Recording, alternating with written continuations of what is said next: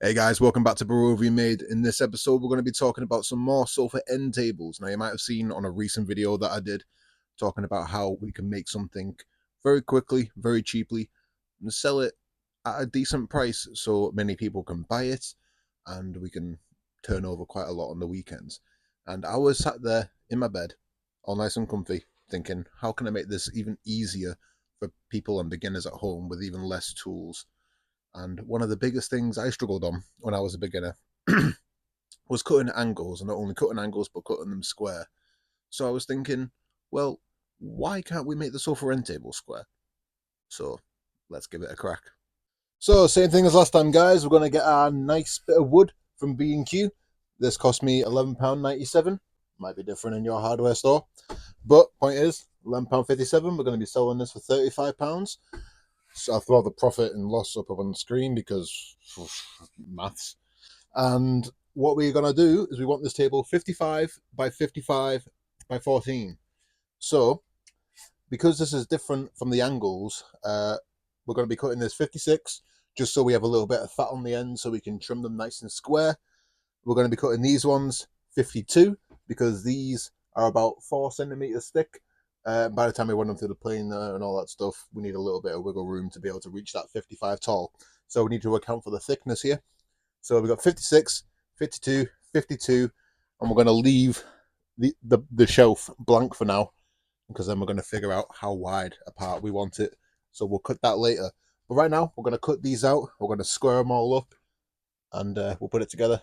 We'll see what we need to cut for the shelf. So let's get onto it.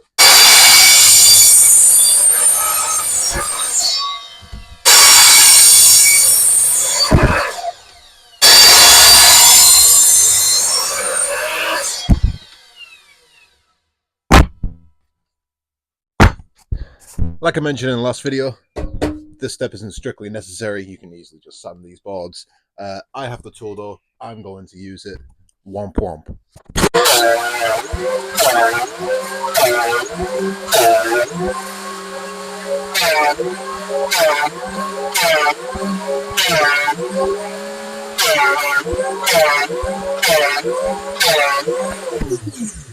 So we got these two sides parallel with each other, nice and flat. You can do this with a sander, but like I said, I've got this tool. Makes a quick job of it. So we're going to move on to the table saw now. And like I said, you don't need the table saw.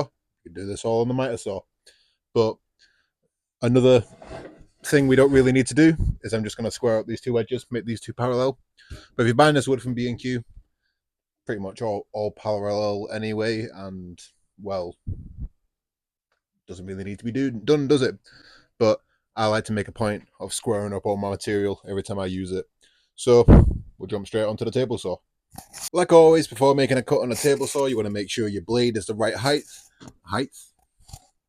The right height. You want to make sure the blade is the right height. And when I say right height, I mean roughly about there. You just want these little valleys, I guess, just touching the top of the surface with a few teeth sticking out. That way you have the most contact with teeth, so you're not going to reduce your chances of kickback. And then also what you want to do, very quickly, just make sure your blade is square. I've already squared up this, but it is square. And you want to also make sure your fence is square to your blade too. After you've checked all of those parameters, you can go ahead with your block. Oh, we'll flip this over. We've got a little burr on the outside there. We don't want that interfering.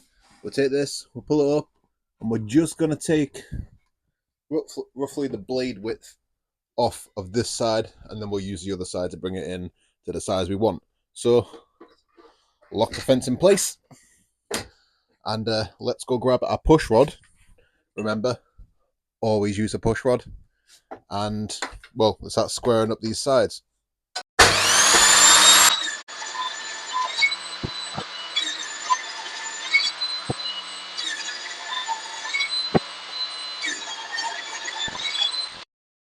Right, so now we have one side all squared up and stuff. What we're going to do is make sure the fence is final size away from the blade, and you want to measure from this side of the blade, from this tooth here. You don't want to measure from this side because then you'll cut it too small. I want these 14 long, so I'm going to use this. Drag my fence over, put a tooth on top of my little marking thing, put that to 14, lock the fence, and let's get cutting the rest out.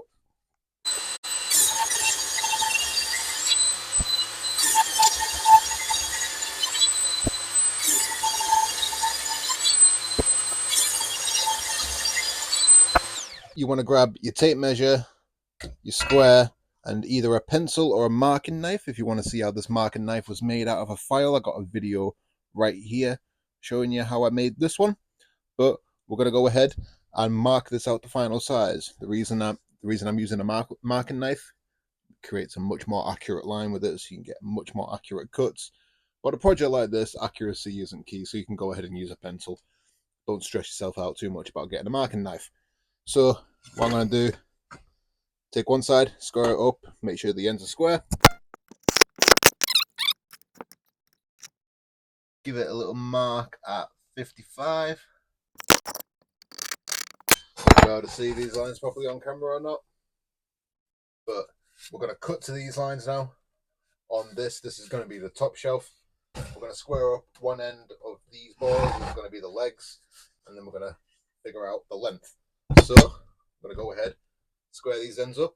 So now we're onto the table saw. We're going to double check, make sure our slide and miter slide is parallel to the blade. So let's bump it up against the blade. Sorry, not parallel. We want it to be square to the blade.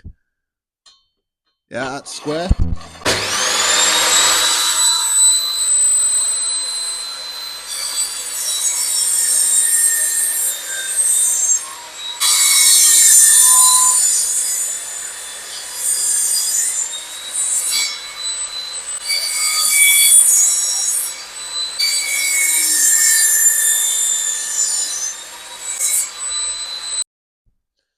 So now that we got the two ends of here square to the sides of the boards, and we've got this fully cut out and ready to go, we're going to measure 55 centimeters down to make sure we're getting the right table height where we want it to sit.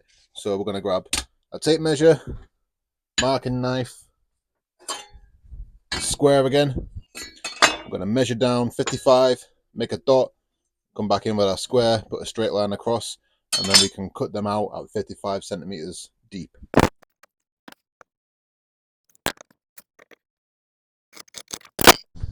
And if you want to make sure you get these exactly the same size so your table doesn't lean, you can cut them together like this.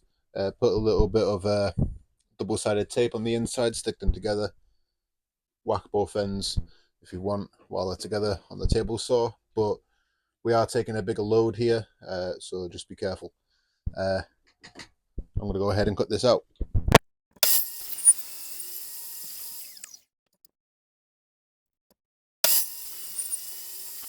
So what you want to do after you've cut everything out, these are all squared up. We've got the legs squared up, the top squared up.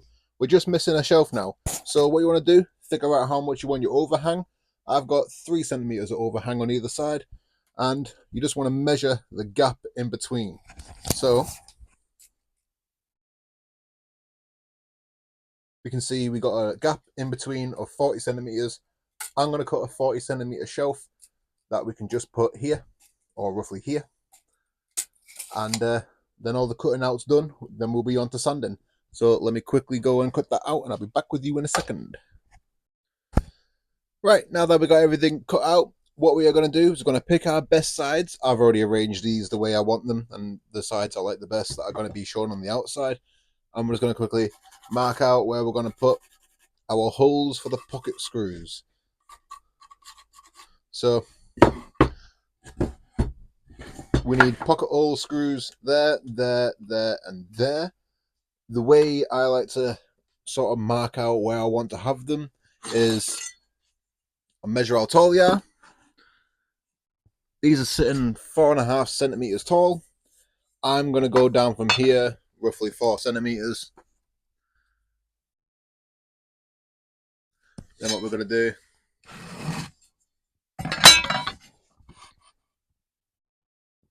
put a square line across. Then we're going to put 2 holes in. Put one at 1 3/4, another one on the other side, 1 3/4 inches. Those are going to be the 2 pocket hole screws. So when we go in at a 45-degree angle, it should roughly poke out in the center there. So I'm going to go ahead and mark all these out. I'll come back to you when we're drilling. So we're going to be talking about drilling our pocket hole screws now. I'm going to be doing this with a hand drill and some bits. I'm just going to freehand it. You can actually buy a pocket hole drill like guide. I would recommend doing that to make everything more consistent and clean. I don't have one of them, but this method works perfectly fine for me. And I want to also talk about when you're screwing things in general.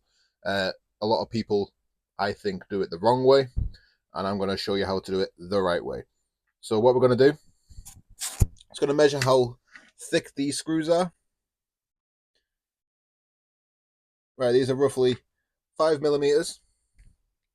So we're going to take a 5 millimeter drill, and you might be thinking, well, the threads won't be able to catch on anything.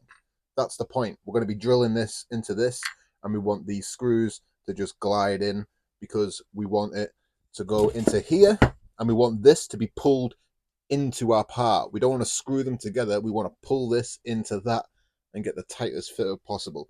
If you just drill a normal size pilot hole in there for this to screw into, it will screw into here and it will screw into there.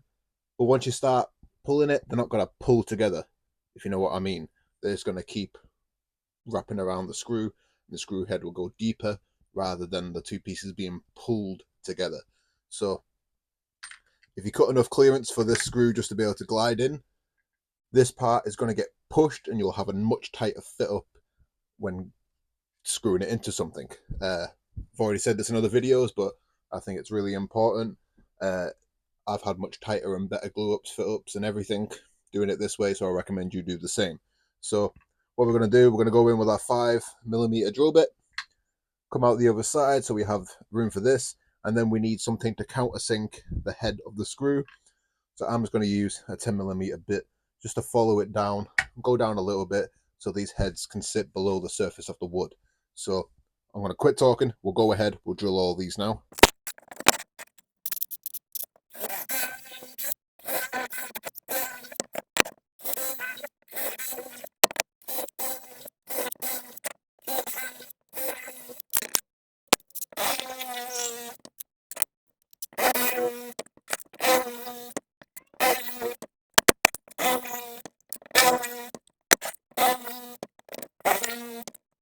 Right, so all the holes are drilled now. What we're going to do is we're going to sand it all smooth. I hate sanding, so that's why I bought this little tool. It is an angle grinder, but with a sanding attachment for a normal disc for a normal orbital sander. If you are going to be using one of these, move it across very slowly. Be careful it doesn't get too hot so it doesn't shatter on you. And if you don't do it right, you will have little squiggly lines that run up all the way along here, which, to be honest, on this sort of furniture, I don't hate. It's a little bit rustic and I kind of like it. But yeah, this removes material like nobody's business. So get yourself a rotary sander or get yourself one of these. It cuts your sanding time in like half. It is brilliant, if not better than half. I really like this tool. It's really helped me with efficiency in the workshop. But I'm not going to record this. I'm going to go ahead, crack on, put some earphones in, and get this all sanded up, ready to go. I'll get back to you when we're staining. Right, so everything's sanded now. I am going to use this little stain. It is basically just clothing dye. I have a video posted. I'll put it up in the corner here on how to use this clothing dye as a wood stain, the do's and don'ts and everything. So if you want to quickly check that out, make sure you're using this properly if you are going to be using this sort of stain. But what we're going to do is we're going to go ahead and just brush it on. Make sure it's all nice and even.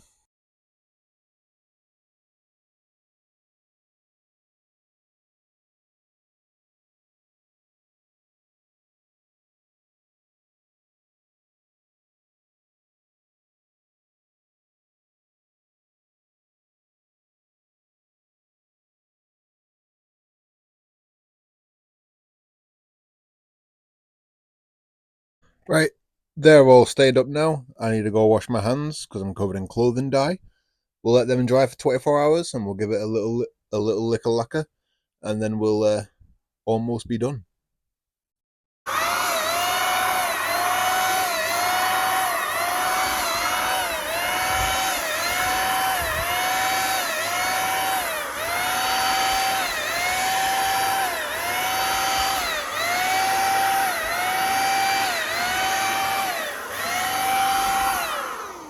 Right, now that we've got everything sprayed down, what you want to do, go ahead, grab yourself some 320 grit sandpaper and a sanding block, and just very lightly, just go over the top of it. Get rid of all them fuzzies, because every time you spray, you end up with like little fuzzy bits on the top. So, go ahead, get it all nice and sanded. Right, so we're done with sanding. Don't worry about all this fuzzy looking stuff. I'll show you how you get rid of that at the very end. But what we're going to do is we're going to start fastening this all together. I'm using 5mm by 60 screws. And what we want to do is we're going to start on this bottom shelf first. And we're going to have this shelf sitting 10 centimeters above the ground. Oh, that's already at 10. So what we're going to do is grab a screw, grab our drill. I'd recommend you cutting a screwdriver off and using this for a drill. It just makes it easier to get in the pocket holes. I'm going to set this down. We want it to do, whack a screw in there.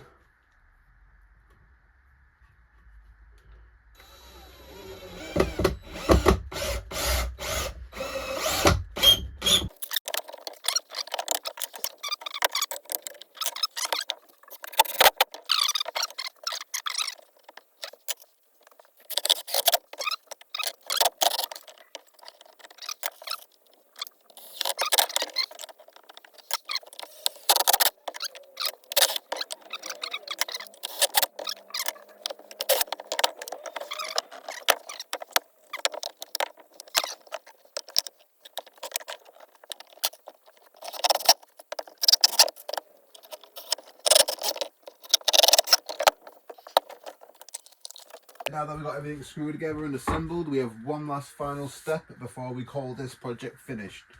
You can see all of these sanding marks from, well, giving it a quick little lick with the sandpaper to make it smooth.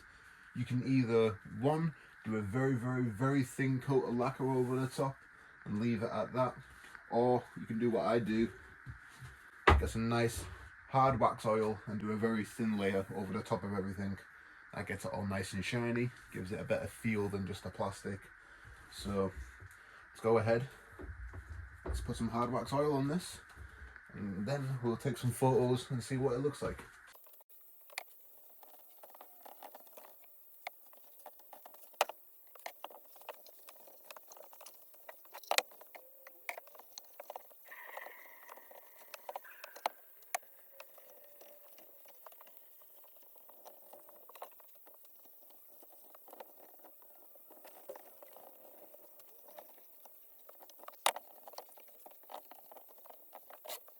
Right, so is everything all oiled up nicely now, as you can see. We got rid of all those sanding marks. It's there standing proud. So hope you enjoyed this video. I'm sorry guys, but my cheap microphone has just broken, so I'm gonna have to order a new one. But it's the table all done. All we've got to do now is throw it up on Marketplace, put some nice photos on there, and that's the end. So let me know in the comments what you think of these sort of videos. If you want some more small easy projects to make that you can put on Marketplace and try and make a bit of money on the weekends for. But hope you stick around, like, subscribe, and see you in the next one. Now, the hey guys, welcome back to that was dumb that I made. Why can't I do this today?